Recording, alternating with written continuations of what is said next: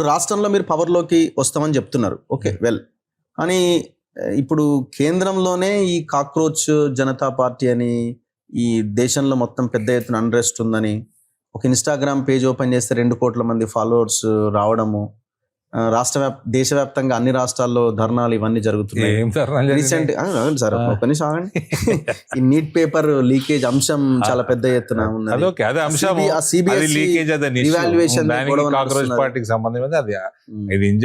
దేశంలో ఈ అన్రెస్ట్ కి లైన్ ఇది పడుతున్నది, బయటకు వస్తుంది అంతా. పొద్దున బీజేపీకి ఇబ్బందికర పరిస్థితులు రాబోతున్నాయి. నీట్ పరీక్ష మళ్ళీ రాయటం అన్నది చాలా ఇన్కన్వీనియంట్ లక్షల మందికి.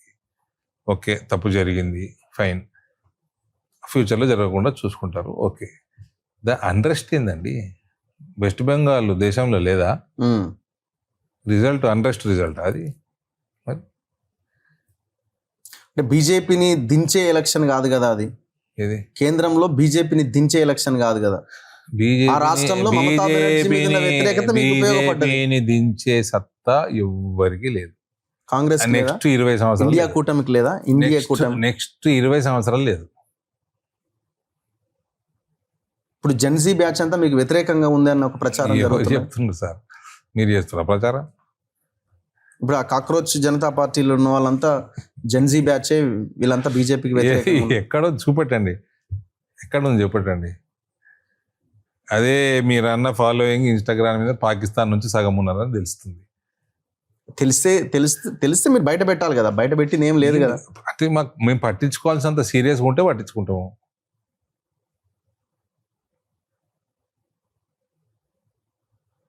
సో దేశంలో నిరుద్యోగము, దేశంలో ఇవన్నీ అంశాలు ఉన్నాయి కదా.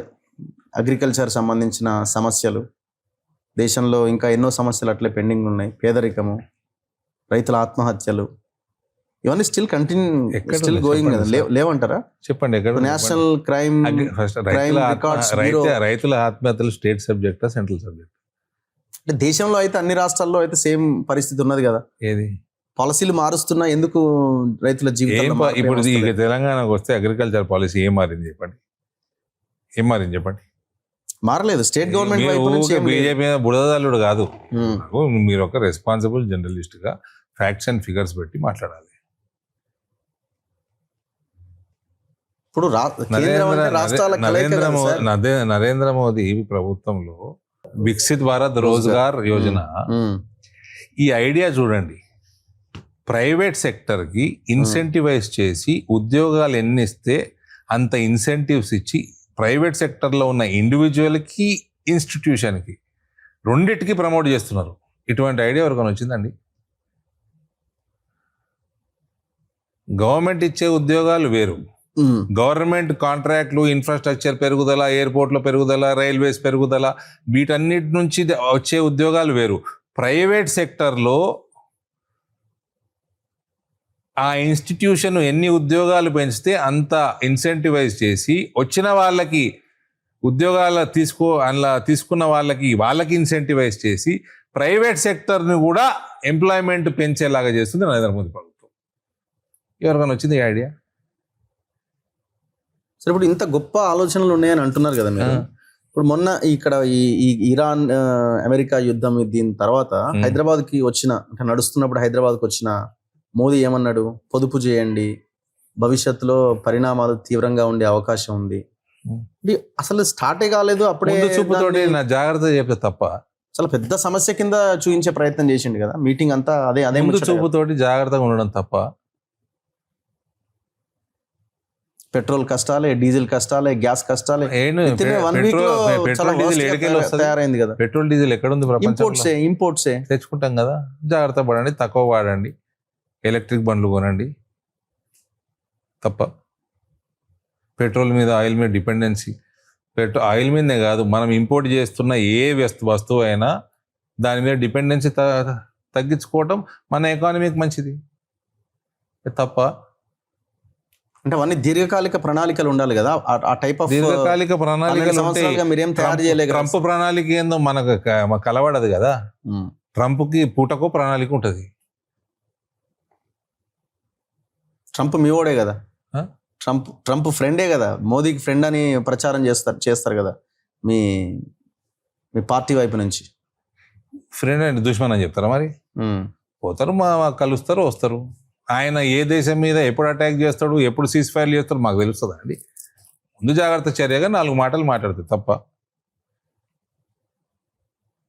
మీరు కూడా ఎలక్ట్రిక్ బండే కొనుక్కోండి, బాగా తిరుగుతారు మీరు. ఏడ దొరక ఈ నుంచి అడిగి వేలకు మధ్యలో అయిపోతే ఎటు పోవాలి మళ్ళీ మేము? ఎందుకు అయిపోతుంది? ఛార్జ్ పెట్టుకొని 400 కిలోమీటర్లు 500 కిలోమీటర్లు వస్తుంది. మీరు అదే వాడుతున్నారు? నేను కూడా 2 కొనుక్కుని ఈ మధ్య కార్లు. మీరేం వాడుతున్నారు? ఎలక్ట్రిక్ కార్లు 2 వాడుతున్నా. ఒకటి హైబ్రిడ్, ఇప్పుడు నేను వాడేది హైబ్రిడ్. మొన్నటిదాకా పెట్రోల్ ఉండే, ఇప్పుడు హైబ్రిడ్కి వచ్చినా నాకు సెక్యూరిటీ అనుకో బండి ఉంటుంది, దాన్ని ఎలక్ట్రిక్ కార్ పెట్టిన. ఇంట్లో కూడా మెల్లగా ఎలక్ట్రిక్ కార్ అలవాటు చేసిన, ఇంకోటి కొనుక్కున్నా. పెట్రోల్ డీజిల్ కి దూరం మెల్లమెల్లగా తగ్గించుకోవాలని ట్రాన్స్ఫర్మేషన్ మొదలు పెట్టాం. తెలంగాణలో 1 కోటి ఓట్లు తొలగించే కుట్ర జరుగుతున్నది అని అంటున్నారు. సర్ ప్రక్రియ మళ్ళా వ్యూస్ చెప్పకండి, న్యూస్ ఆరోపణలు వస్తున్నాయండి. న్యూస్ ప్రెస్ మీట్లు పెడుతున్నారు. మీ అపోజిషన్ ఉత్తరప్రదేశ్ లో తొలగించిర్రా? బీహార్ లో 60 లక్షలు, బీహార్ లో తొలగించిర్రా? వెస్ట్ బెంగాల్ లో తొలగించిర్రా? ఎన్ని కంప్లైంట్ వచ్చినాయి? వచ్చాడు కంప్లైంట్లు వచ్చినాయి. సుప్రీంకోర్టు దాకా పోయింది పశ్చిమ బెంగాల్. ఏమైంది? సుప్రీంకోర్టు ఏమన్నది? మళ్ళీ ఎన్రోల్ చేయించుకోవద్దంటుర్రా? నువ్వు జెన్యున్ ఓటర్ అయితే ఎన్రోల్ చేయించుకో. అంటే ఇదంతా ప్లాన్, కుట్ర అంటున్నారు. ఏది? తెలంగాణలో మీరు పవర్ లోకి వస్తామన్న ఎస్ఐఆర్ ప్రక్రియ ఈ దేశంలో ఎప్పటి నుంచి ఉంది? ముందు నుంచి ఉన్నది, 50 ఏళ్ళ నుంచి ఉంది. ప్రతి సంవత్సరం, ప్రతి 2 సంవత్సరాలకు అయ్యేది, ఇప్పుడు 5 సంవత్సరాలకు ఒకసారి అవుతుంది. ఓకే.